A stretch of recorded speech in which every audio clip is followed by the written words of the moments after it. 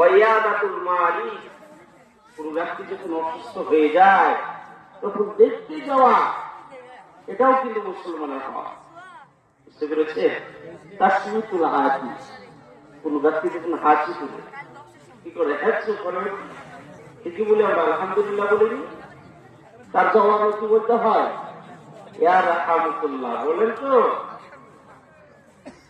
তাহলে আমি কথা হয়তো না বাড়িয়ে আমি আলোচনার মধ্যে চলে যাচ্ছি। আলহামদুলিল্লাহ আলহামদুলিল্লাহ নাহমাদুহু ওয়া নাস্তাঈনুহু ওয়া নাস্তাগফিরুহু